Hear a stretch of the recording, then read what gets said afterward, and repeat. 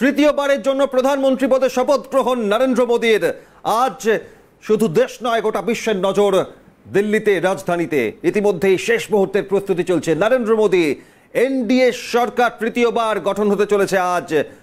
প্রধানমন্ত্রী হিসেবে শপথ গ্রহণ নরেন্দ্র মোদীর এবং একই সঙ্গে পূর্ণমন্ত্রী, প্রতিমন্ত্রী তারা অনেকে আজ শপথ গ্রহণ করবেন। কারা হতে চলেছেন ক্যাবিনেটে, মন্ত্রিত্ব পেতে চলেছেন কারা কারা? এই বাংলার থেকে মন্ত্রিত্ব পাবেন 12 জন বিজেপি সাংসদের মধ্যে কাদের মন্ত্রিত্ব জুটবে, সব দিকে নজর।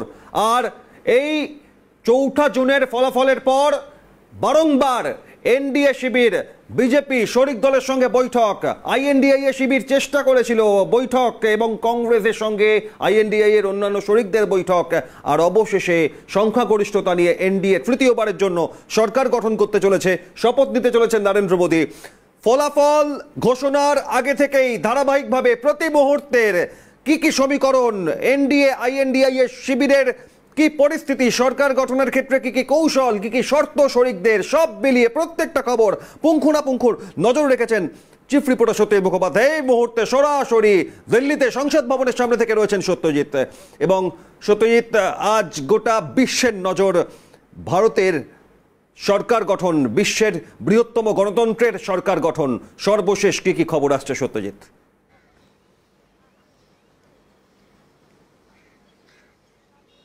একদম অবিক, তুমি যেমনটা জানাচ্ছিলে, বিশ্বের বৃহত্তম গণতান্ত্রিক এবং তার যে চূড়ান্ত ফলাফল, তারপর সরকার গঠন এবং শপথ গ্রহণ। প্রথমেই সিএনএর দর্শকদের যেটা আমরা দেখাবো তা হলো যেখানে শপথ গ্রহণ হবে সেই রাষ্ট্রপতি ভবন, রাইসিনা হিলস, সেখানকার ছবিটা একবার দেখিয়ে দিই, বুঝতে সুবিধা হবে যে কি পরিমাণ নিশ্ছিদ্র নিরাপত্তার মধ্যে দিয়ে গোটা এলাকা গত রাত থেকেই একদম নিরাপত্তার ঘেরাটোপের মধ্যে নিয়ে যাওয়া হচ্ছে। নর্থ ব্লক, সাউথ ব্লক একেবারে নির্দিষ্টভাবে কর্তব্য পথ থেকে শুরু হয়ে সোজা যেটা রাষ্ট্রপতি ভবনের দিকে যাচ্ছে, এই গোটা অংশটাই এই মুহূর্তে একেবারে 5th স্টেজ যে নিরাপত্তার বলয় তার মধ্যে ঘিরে ফেলা রয়েছে এবং বিভিন্ন স্তরে নিরাপত্তার ব্যবস্থা রয়েছে সেই ছবি। এবং একেবারে টাইট সিকিউরিটি জোনের মধ্যে আমরা আছি। সেখান থেকেই আমরা দর্শকদের প্রতিটা মুহূর্তে তথ্য জানাতে থাকব। যে বিষয়টা উঠে আসছে অভিক, যে ছবি, যে আজকে এটা একটা দুর্লভ সময় অনেকে মনে করছেন বা দুর্লভ মুহূর্ত, কারণ জওহরলাল নেহরুর পর এই তৃতীয়বারের জন্য কোনো একজন ব্যক্তি, অর্থাৎ এক্ষেত্রে শ্রী নরেন্দ্র মোদী, তিনি শপথ গ্রহণ করতে চলেছেন। এবং আজকে সন্ধেবেলায় সেই শপথ 7:20 নাগাদ তিনি প্রধানমন্ত্রী পদে শপথ গ্রহণ করবেন। এক্ষেত্রে দুটো বিষয় তোমাকে মাথায় রাখতে হবে যে এবারের শপথ গ্রহণের ক্ষেত্রে নরেন্দ্র মোদীর মন্ত্রিসভা ঠিক কীভাবে বিস্তৃত হচ্ছে এবং কতটা অবয়ব এবং তার যে বিস্তার হতে পারে তা নিয়ে বিভিন্ন মহলে প্রশ্ন আছে। আপাতভাবে তোমাকে বলে রাখবো যে বিগ ফোরের ক্ষেত্রে, অর্থাৎ স্বরাষ্ট্র, অর্থ এবং বিদেশ এবং পাশাপাশি যে সমস্ত মন্ত্রকগুলো বিগ ফোরের মধ্যে পড়ে, সেক্ষেত্রে খুব পরিবর্তন হওয়ার কোনো সম্ভাবনা নেই। তবে শরিকদের দাবি মেরে, শরিকদের যে দাবি ছিল এই বিগ ফোরে স্বরাষ্ট্র, অর্থ, বিদেশ, প্রতিরক্ষা, তার মধ্যে একটি দিতে হবে। টিডিপি বা জেডিইউ তাদের কারোর কাছে এই 4টে বিগ ফোরের মধ্যে কোনো দফতর যাচ্ছে না, কোনো মন্ত্রক যাচ্ছে না।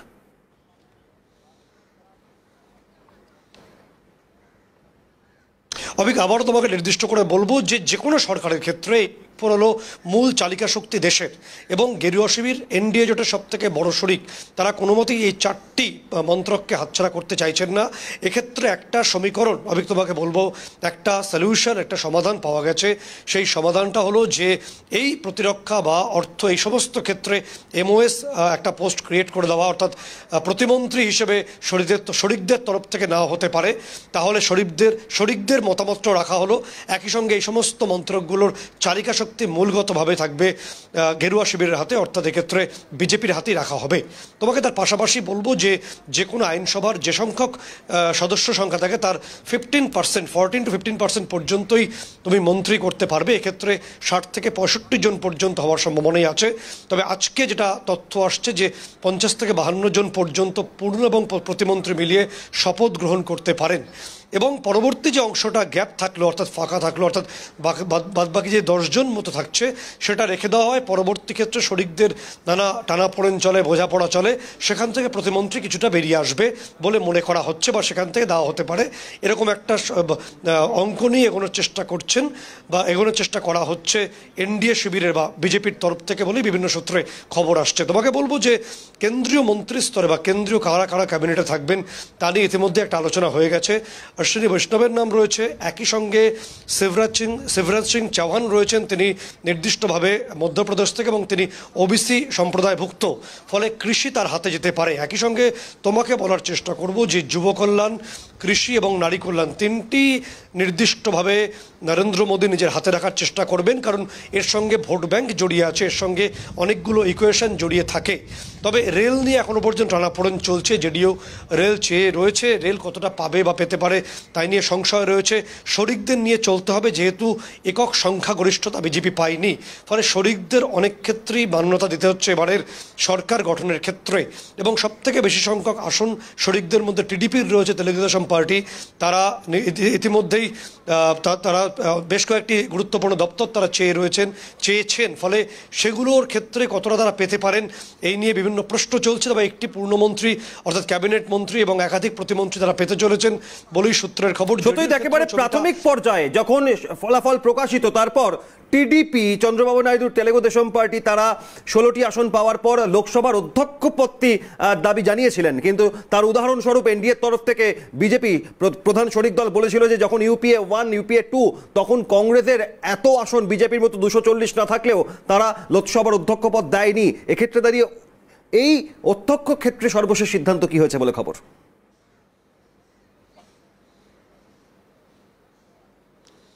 না, একদমই তাই, যে এবার শরিকরা যখনই বুঝলো যে একক সংখ্যাগরিষ্ঠতা বিজেপির পক্ষে অর্জন করা সম্ভব হয়নি, তারা তখন দাবি দেওয়ার যে লিস্টটা, কারণ তোমাকে বলবো জেডিইউ এবং টিডিপি উভয় রাজনৈতিক দলই তাদের রাজ্যের জন্য প্রচুর পরিমাণে আর্থিক প্যাকেজ ইতিমধ্যেই দাবি করেছে, আবদার করেছে, সেটা তারা পেতে চলেছেন বলেই সূত্রের খবর। পাশাপাশি অধ্যক্ষের পদটি হয়তো বিজেপি নিজের হাতেই রাখবে, কারণ সভা পরিচালনার ব্যাপার থেকে, বিল পাশের ব্যাপার থেকে এগুলোই আলটিমেটলি তুমি যেখানেই শুরু করো না কেন, শেষ পর্যন্ত বিল পাশের বিষয়টা তো আইনসভার কক্ষেই হয়। সেক্ষেত্রে এই পরিচালনার যে চাবিকাঠি বিজেপি নিজের হাতে রাখতে চাইবে। যদি আমরা বাংলার দিকে এবার তাকাই, তুমি দেখবে যে 19 সালে যেটা হয়েছিল, 18 জন সাংসদের ক্ষেত্রে 4 জন প্রতিমন্ত্রী বাংলার ক্ষেত্রে জুটেছিল বা বাংলা পেয়েছিল। এক্ষেত্রে এবার যে 12 জন সাংসদ হয়েছে, এক্ষেত্রে সংখ্যাটা কিছুটা কমার সম্ভাবনা, কারণ দুটো বাধ্যবাধকতা আছে। শরিকদের প্রবল চাপ, বিজেপির ভেতরের থেকেই প্রচুর পরিমাণে মন্ত্রিত্বের দাবি রয়েছে, বিভিন্ন আঞ্চলিক বাংলার কথা যখন তুমি বলছো, সর্বশেষ যে খবর সূত্র মারফত পাওয়া যাচ্ছে, তুমি দিল্লিতে রয়েছো, আরে বাংলা থেকে যে খবর পাওয়া যাচ্ছে, অভিজিৎ গঙ্গোপাধ্যায় তমলুকের সাংসদ জয়ী বিজেপি প্রার্থী, তিনি ফোন পেয়েছেন, ইতিমধ্যে দিল্লির উদ্দেশ্যে রওনা হচ্ছেন, অর্থাৎ মন্ত্রী হওয়ার সম্ভাবনা কি অভিজিৎ গাঙ্গুলির নামও ঘোরাফেরা করছে?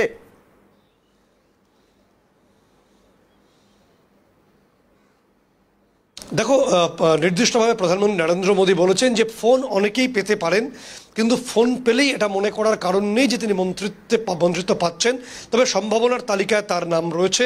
তবে কেন্দ্রীয় বিজেপি সূত্রে যেটা আমরা খবর পাচ্ছি, যে উত্তরবঙ্গ এবং দক্ষিণবঙ্গ এই দুয়ের ভারসাম্য বিজেপির কেন্দ্রীয় নেতৃত্ব করতে চাইছে, কারণ গতবারের মতো 4 জন প্রতিমন্ত্রী দেওয়া এবারের ক্ষেত্রে সম্ভব নয়, কারণ শরিকদের প্রবল চাপ আছে। সেই জায়গা থেকে চিন্তাভাবনা করে উত্তরবঙ্গ থেকে কেউ একজন হবেন, সম্ভাবনা মনোজ টিগ্গার বেশি। ইতিমধ্যে দক্ষিণবঙ্গ থেকে নাম রয়েছে শান্তনু ঠাকুরের। দুটি ক্ষেত্রেই, একটা ক্ষেত্রে জনজাতি সম্প্রদায় এবং উত্তরবঙ্গের সেন্টিমেন্টকে মাথায় রেখে এই সিদ্ধান্তর পথে, দ্বিতীয়ত মতুয়া ভোট ব্যাংকটা এবারও বিজেপিকে যথেষ্ট পরিমাণ সমর্থন করেছে, ফলে এই দুটি ভোট ব্যাংককে বিজেপির কেন্দ্রীয় নেতৃত্বকে মাথায় রাখতে হচ্ছে। এরপর যদি কোনো নির্দিষ্ট চিন্তাভাবনা থাকে বা প্রতিমন্ত্রীর সংখ্যা বাড়ানোর সংখ্যা বাংলা থেকে হতেও পারে, সেক্ষেত্রে অভিজিৎ গঙ্গোপাধ্যায়ের নাম থাকতে পারে বা থাকার সম্ভাবনা আছে, বিভিন্ন অংশ মনে করছে। তবে আবারও বলছি, প্রধানমন্ত্রী নরেন্দ্র মোদী নিজে বলেছেন যে ফোন পেলেই সেখানে মনে করার কারণ নেই যে মন্ত্রিত্ব, ফোনটা যাবে। তবে নির্দিষ্টভাবে, যেহেতু তুমি জানো যে গতবারের তুলনায় এবার প্রতিমন্ত্রীর সংখ্যা বাড়তে চলেছে, গতবার বিভিন্ন মন্ত্রকে 2 জন করে প্রতিমন্ত্রী মোটামুটিভাবে এটাই একটা সংখ্যাতত্ত্বের বিচারে ছিল। এবার যেহেতু শরিকি চাপ অনেক বেশি, ফলে প্রত্যেকটি মন্ত্রক থেকে 2, 3 বা 4 পর্যন্ত প্রতিমন্ত্রীর সংখ্যা বাড়ানো হতে পারে শরিকদের মন রাখার জন্য। ফলে সেক্ষেত্রে নিজের দলের ক্ষেত্রে কত পরিমাণ প্রতিমন্ত্রী করা যায় সেটাও একটা গুরুত্বপূর্ণ বিষয়। তবে বঙ্গের ভাগ্যাকাশে এখনো পর্যন্ত 2 জন প্রতিমন্ত্রীর নামই ঘোরাফেরা করছে। যদি সেই ভাগ্যের লিখন একটু বড় হয় আর একটু স্ফীত হয়, সেক্ষেত্রে সংখ্যাটা হয়তো বাড়লো। বেশ কিছু প্রশ্ন তুমি ধারাবাহিকভাবে নজর রেখেছো, প্রত্যেক মিনিটে মিনিটে নজর রাখার পরিপ্রেক্ষিতে বহু প্রশ্ন আসছে, আমি চেষ্টা করবো এক এক করে করার। সত্যজিৎ, বিরোধীরা, INDIA জোটের শরিক যারা, তারা কেউই আমন্ত্রণ পাননি কথা বলেছেন। 2014-19 এই ঘটনা ঘটেনি, বিরোধীরাও হাজির ছিলেন শপথ গ্রহণে। এক্ষেত্রে দাঁড়িয়ে সর্বশেষ কি খবর বিরোধী শিবিরের, অর্থাৎ কংগ্রেস, তৃণমূল, সমাজবাদী পার্টি, ডিএমকে, কোনো দলের তরফ থেকে কেউই কি থাকছেন না আজকে শপথ গ্রহণ অনুষ্ঠানে রাষ্ট্রপতি ভবনে?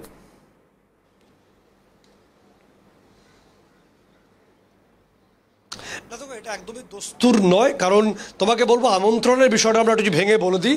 তুমি যদি আগে বিদেশি রাষ্ট্রদূত বা রাষ্ট্রনেতার ক্ষেত্রে দেখো, তাহলে ভারতবর্ষ তার কূটনৈতিক এবং তার আভ্যন্তরীণ নীতি এবং বিদেশ নীতির উপর দাঁড়িয়েই এবারের যে শপথ গ্রহণ অনুষ্ঠানে আমন্ত্রণ জানিয়েছে। এবং ভারতবর্ষের যে মূল মিশন সাগর, এই সাগর মিশনটা সামনে রেখেই, অর্থাৎ ভারত মহাসাগর এবং বঙ্গোপ এবং আরব সাগর, এই তীরবর্তী যে দেশগুলো যেখানে চীনা আধিপত্য বা চীন তার আধিপত্য বিস্তারের চেষ্টা করছে, এই সমস্ত সাগর মহাসাগর ভারতবর্ষের সংলগ্ন, সেই তীরবর্তী দেশগুলোকে ভারতবর্ষ বা ভারত বিশেষভাবে আমন্ত্রণ জানিয়েছে। তুমি জানো গতকালই বাংলাদেশের প্রধানমন্ত্রী শেখ হাসিনা তিনি উপস্থিত হয়েছেন। একই সঙ্গে মালদ্বীপ রয়েছে, মরিশাস রয়েছে, নেপাল রয়েছে, ভুটান রয়েছে। এই সমস্ত প্রতিবেশী রাষ্ট্রগুলোকে এবং এই সমস্ত প্রতিবেশী রাষ্ট্রগুলোর সঙ্গে ভারতবর্ষের যে সম্পর্ককে আরও নিবিড় করতেই তাদের বিশেষভাবে আমন্ত্রণ, বিশেষ আতিথেয়তার জায়গা রয়েছে এবং আজকে তারা শপথ গ্রহণ অনুষ্ঠানে থাকবেন। তার মূল কারণ হলো চীন। তুমি দেখেছো যে শ্রীলঙ্কার ক্ষেত্রে বা মালদ্বীপের ক্ষেত্রে চীনের আগ্রাসন ছিল, ফলে চীনকে রুখতে, চীনকে নিয়ন্ত্রণ করতে এই বিদেশ নীতি এবং কূটনীতি দুয়ের উপর নির্ভর করেই আমন্ত্রণ পদ্ধতিকে একেবারে এবং বিশ্বের দরবারে আন্তর্জাতিক ক্ষেত্রে ভারতের আধিপত্য ক্রমশ বাড়ছে। 2014 থেকে 24 10 বছরে যে ছবিটা দেখা গিয়েছে তা আরো আগামী দিনে ত্বরান্বিত হবে এমনটা প্রত্যাশা। সত্যিই সঙ্গে থাকো, একের পর এক প্রশ্ন রাখবো তোমার কাছে। চিফ রিপোর্টার সত্যজিৎ মুখোপাধ্যায় রয়েছেন দিল্লি থেকে। সুদীপ বন্দ্যোপাধ্যায়, আপনাদের জানাই যে তৃণমূলের লোকসভা দলনেতা ঘোষণা করা হয়েছে আবারও সুদীপ বন্দ্যোপাধ্যায়কে গতকালই কালীঘাটের বৈঠকে। সুদীপ বন্দ্যোপাধ্যায় জানাচ্ছেন যে আমরা কেউ তৃণমূলের তরফ থেকে শপথ গ্রহণ অনুষ্ঠানে থাকছি না, অর্থাৎ রাইসিনা হিলসের রাষ্ট্রপতি ভবনে তৃণমূলের তরফ থেকে কেউ শপথ গ্রহণ অনুষ্ঠানে থাকবেন না, এমনটা লোকসভায় তৃণমূল কংগ্রেসের দলনেতা কলকাতা উত্তরের সাংসদ সুদীপ বন্দ্যোপাধ্যায় তিনি স্পষ্টতই জানিয়ে দিয়েছেন। যদিও এই থাকার ব্যাপারে কোনো সম্ভাবনা তৈরি হয়নি গতকাল বা কয়েক ঘন্টার মধ্যে, তবুও সুদীপ বন্দ্যোপাধ্যায় অফিসিয়ালি জানালেন। কি বলেছেন দেখুন। অনুষ্ঠানে যাচ্ছি না, আমাদের এমপিদের সব রেজিস্ট্রেশন করতে হয়, তাদের 5 থেকে 9 পর্যন্ত ডেট আছে, আজকে লাস্ট ডেট, সানডে তো খোলা আছে পার্লামেন্ট, সে কারণে যাচ্ছি। কালকে আমাকে ফোন করেছিলেন Prahlad Joshi, parliamentary affairs minister, রাত্রিবেলা আসার জন্য, কিন্তু আমাদের দলই সিদ্ধান্ত নিয়েছে সেখানে যাওয়া হবে না। সেখানে কি করে যাবো? শুনলেন সুদীপ বন্দ্যোপাধ্যায়ের বক্তব্য। আরো একবার সরাসরি দিল্লিতে চলে যাই, রাইসিনা হিলসের রাষ্ট্রপতি ভবনের সামনে থেকে চিফ রিপোর্টার সত্যজিৎ মুখোপাধ্যায় রয়েছেন। সত্যজিৎ, বিরোধী শিবির আইএনডিআইএ শিবির তারা থাকলো কি থাকলো না তাদের বক্তব্য রাখছে, কিন্তু খুব গুরুত্বপূর্ণ প্রশ্ন যে বিষয়ে তুমি ধারাবাহিক নজর রেখেছিলেন আমি জানতে চাইবো, বারংবার 4 জুনের ফল ঘোষণার পর একথা বলা হচ্ছিল যে 2014-19 একক সংখ্যাগরিষ্ঠতা বিজেপির, তারপর এনডিএ শরিকদের মিলিয়ে কখনো সেটা 352 পর্যন্ত পৌঁছে গিয়েছিল এনডিএ শিবিরের 2019-এর ফলাফল, কিন্তু এবার 240 একক সংখ্যাগরিষ্ঠ না পাওয়ায় বিজেপি সরকার গঠন করলেও শরিকি চাপে জর্জরিত থাকবে। শরিকদের সঙ্গে এই বারংবার 4 জুনের পর দফায় দফায় বৈঠকে এই এলজেপি, টিডিপি, জেডিইউ একের পর এক শরিকদের সঙ্গে বৈঠকের পর কি এই বিষয়টা খানিকটা হলেও স্থিতিশীলতা পেয়েছে? যে কথা গতকাল মমতা বন্দ্যোপাধ্যায় বলছেন যে এই সরকারের স্থায়িত্ব নিয়ে আমরা প্রশ্ন রাখছি, কিন্তু নরেন্দ্র মোদীর সরকার, এনডিএ, প্রধানমন্ত্রীর নেতৃত্বাধীন সরকার আবারও কি সেই বলিষ্ঠ সিদ্ধান্ত পদক্ষেপ 14 থেকে 24 যা নিয়ে এসছেন তার ধারাবাহিকতা থাকার সম্ভাবনা রয়েছে?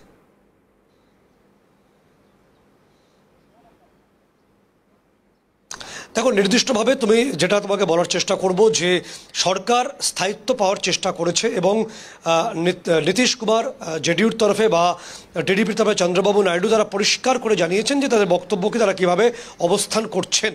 এবং তার পাশাপাশি তোমাকে এটাও বলার চেষ্টা করব যে গোটা বিষয়টা, গোটা অবস্থানটা যেখানে দাঁড়িয়ে আছে সেখানে বিরোধী শিবির, অর্থাৎ তুমি মনে করতে পারবে যে সংসদে যখন নির্দিষ্টভাবে বক্তব্য পেশ করছিলেন নরেন্দ্র মোদী, তিনি একটা বিষয় বুঝতে পারছিলেন যে এবারের যে অধিবেশনগুলো শুরু হবে পরপর সরকার গঠনের পরে, সেই অধিবেশনগুলো আর মসৃণ হবে না গত 5 বছরের মতো, যে কারণে তিনি সরাসরি বলেছেন যে বিতর্ক হোক, সেই বিতর্ক হোক দেশের স্বার্থে, ব্যক্তির বিরুদ্ধে নয়। অর্থাৎ এবারের যে বিরোধী বেঞ্চ তা বেশ শক্তিশালী এবং রাহুল গান্ধী নিজে বিরোধী দলনেতা হওয়ার পথে এবং রাহুল গান্ধী থাকবেন, তার সঙ্গে থাকবে ক্ষুরধার মস্তিষ্ক সোনিয়া গান্ধীর এবং সার্বিকভাবে বিরোধী জোট থাকছে সেখানে, INDIA জোট বা ইন্ডি জোট। ফলে এই জোটের ক্ষেত্র থেকে প্রথম দিন থেকেই নরেন্দ্র মোদীর তরফে বা সরকারের তরফে যে সমস্ত পদক্ষেপ করা হবে তার বিরুদ্ধে বা তার সম্পর্কে সমালোচনা, বিতর্ক বিবাদে সংসদের বাদল অধিবেশন একেবারে উত্তপ্ত হয়ে উঠতে চলেছে। এই ছবিটা এখন থেকেই মোটামুটি পরিষ্কার, সেই আঁচ গেরুয়া শিবির করেছে। যে কারণে নরেন্দ্র মোদী সংসদীয় দলনেতা NDAর তরফে তিনি পরিষ্কার করে বলেছেন যে বিতর্ক বিবাদ হলেও তা রাষ্ট্রের স্বার্থে হোক, তিনি একটা শর্ত প্রথম থেকে আরোপ করেছেন। একেবারে সত্যি আমাদের সময় সঙ্গে সঙ্গে আপাতত তোমায় ধন্যবাদ জানালেও প্রত্যেক মুহূর্তে প্রত্যেক সময় আজ সন্ধ্যে 7:15 শপথ গ্রহণ অনুষ্ঠান, চিফ রিপোর্টার সরাসরি রয়েছেন দিল্লিতে, তাই আমরা নজর রাখবো প্রত্যেক মুহূর্তে দিল্লির দিকে। আপাতত ধন্যবাদ সত্যজিৎ মুখোপাধ্যায়কে। অন্যদিকে সুদীপ বন্দ্যোপাধ্যায় লোকসভায় তৃণমূলের দলনেতা, তিনি বলছেন যে আমরা কেউ থাকছি না, বিরোধী শিবিরের কোনো দল কি আজ শপথ গ্রহণ অনুষ্ঠানে থাকবে সে প্রশ্ন যেমন জোরালো হচ্ছে। তৃণমূলের অবস্থান কি? রাজা সাহা প্রতিনিধি ফোনে রয়েছেন আমাদের সঙ্গে। গতকালকে তৃণমূল সুপ্রিমো মমতা বন্দ্যোপাধ্যায়কে যখন জিজ্ঞেস করা হয় যে আদৌ কি তৃণমূল কংগ্রেস তারা যোগদান করবে এই শপথ গ্রহণ অনুষ্ঠানে, তারা কি কোনো আমন্ত্রণ পত্র পেয়েছে, সরাসরি তৃণমূল নেত্রী মমতা বন্দ্যোপাধ্যায় সরাসরি বলে দেন আমন্ত্রণ পত্র আসেওনি আর যাবেও না। অর্থাৎ স্পষ্ট হয়ে যায় যে তৃতীয়বারের জন্য নরেন্দ্র মোদী যখন প্রধানমন্ত্রী হিসেবে শপথ গ্রহণ করবেন সেই শপথ গ্রহণ কার্যত বয়কট করছে তৃণমূল কংগ্রেস শিবির। এবং গতকালকে সুদীপ বন্দ্যোপাধ্যায় নতুন করে আরো একবারের জন্য কিন্তু লোকসভার দলনেতা হিসেবে নির্বাচিত হয়েছেন এবং তিনি কিন্তু স্পষ্ট করেছেন যে তৃণমূল কংগ্রেসের পক্ষ থেকে কোনো প্রতিনিধি আজকে রাষ্ট্রপতি ভবনে তারা কিন্তু কেউ পৌঁছচ্ছেন না। ধন্যবাদ রাজা সাহা যেমন জানালেন। সার্বিকভাবে আমাদের নজর থাকবে আজ তৃতীয়বারের জন্য প্রধানমন্ত্রী পদে শপথ নিতে চলেছেন